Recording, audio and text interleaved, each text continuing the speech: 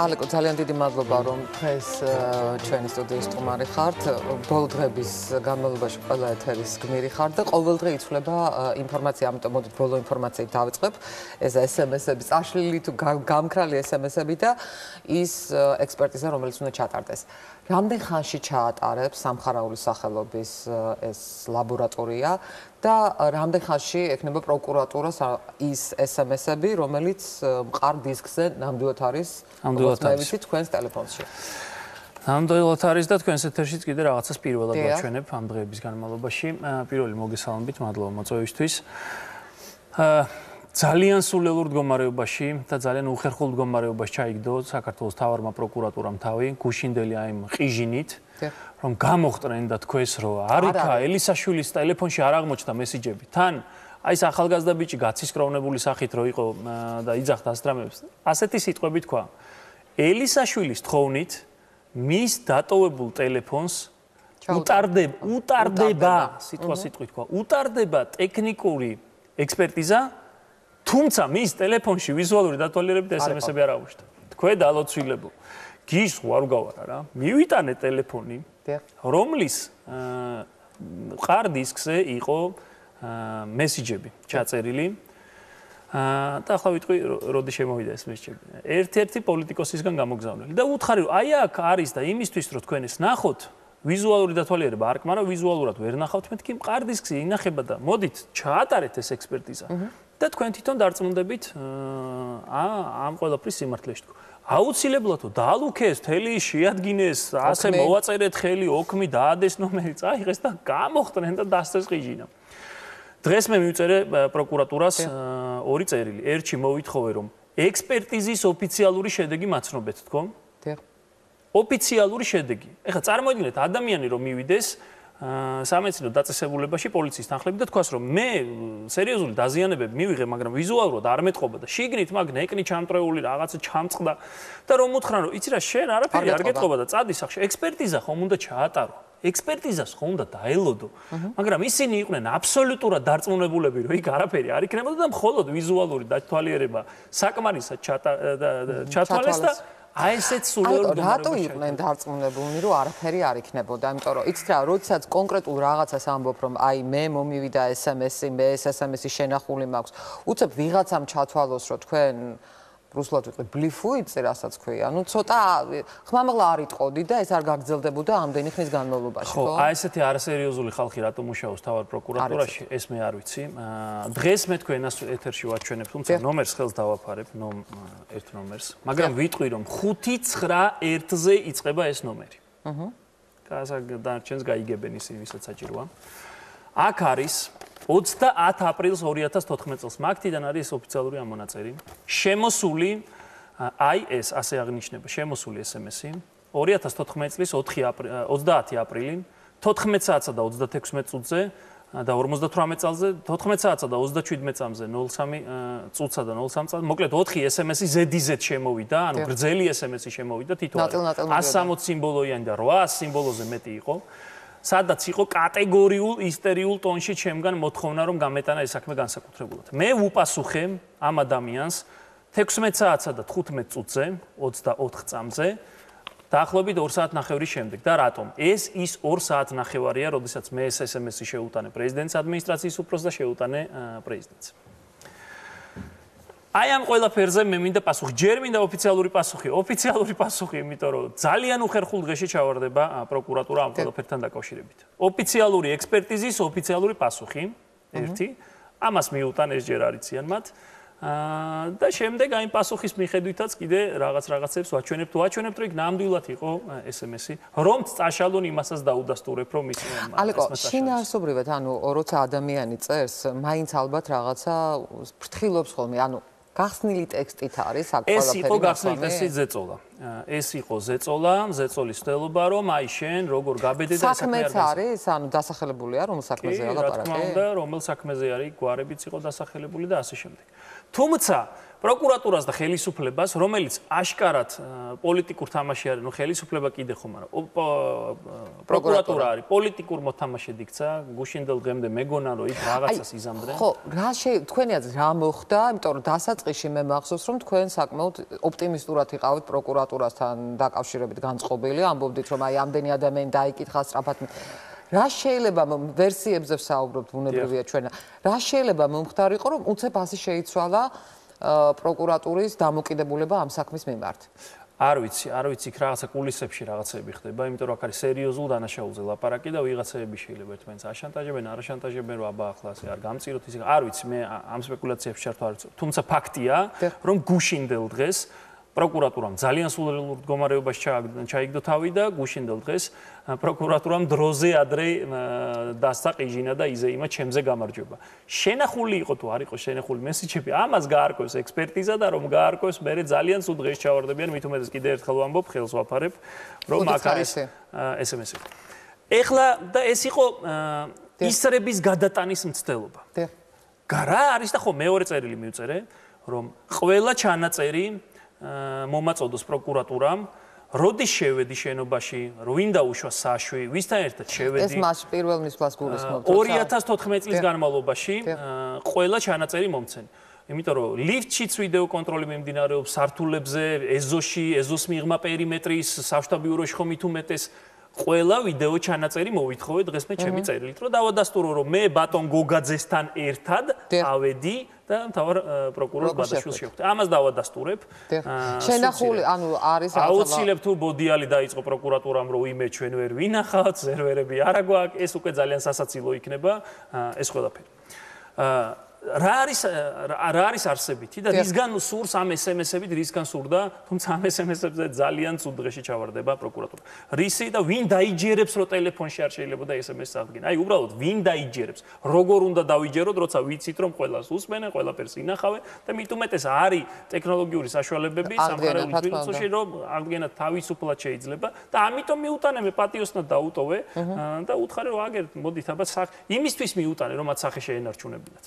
და ნუ თავის თავზე არ ზრუნავენ, მე მათზე ნაკლებად ვიზრუნებ. რაშია საქმე?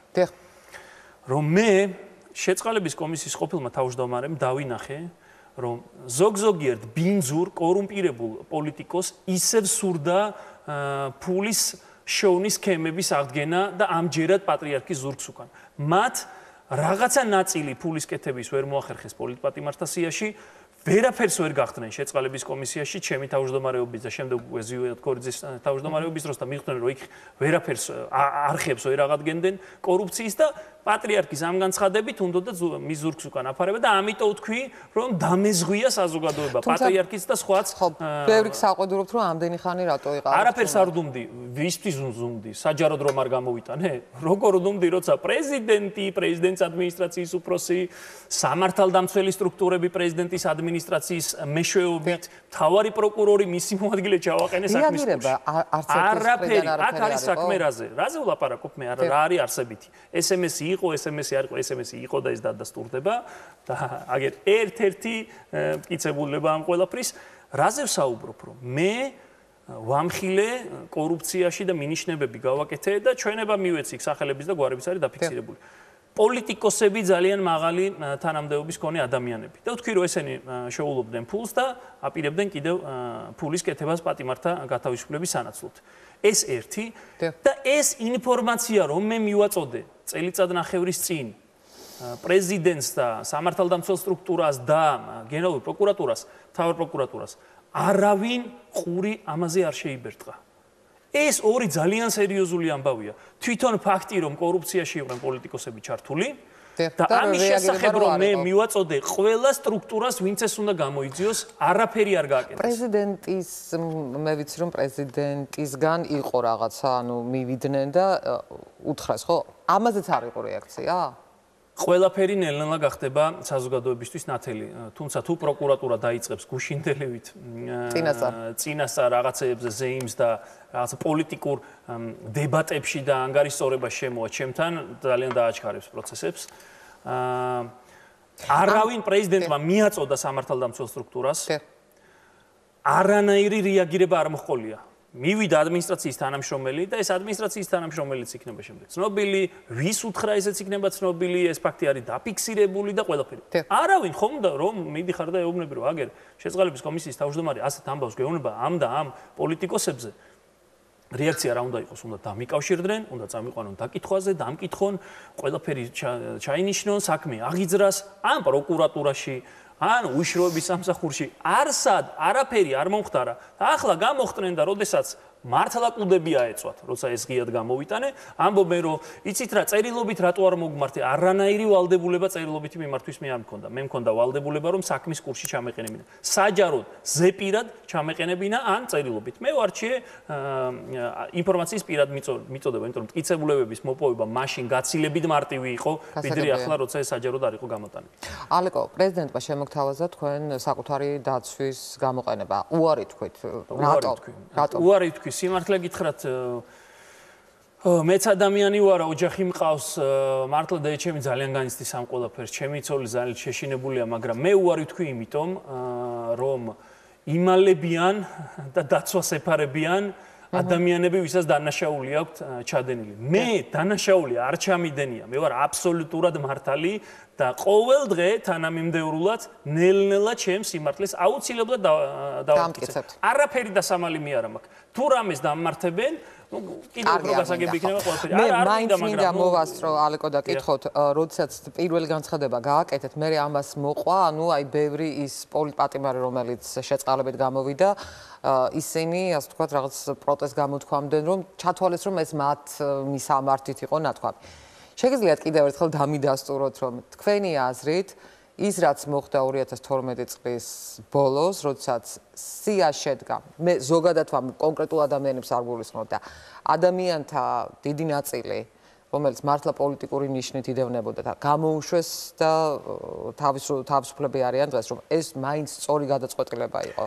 ნაწილი ადამიანების არაერთ მათგანს პირადად ვიცნობ და მათგან დამწყდა გული სხვათა შორის, იმიტომ რომ მათ გამოშვებას ხომაგობდი, რა ჩემელო როგორც ერთ მოქალაქეს და ჟურნალისტს ყველაფერს ვაკეთებდი, რომ ის ადამიანები გამოსულიყვნენ, გიორგი ზერეკიძე მაგალითად. ანუ ვახტანგ მაისაია, რომელიც გამოდგა და ახლა მემლანძღავს.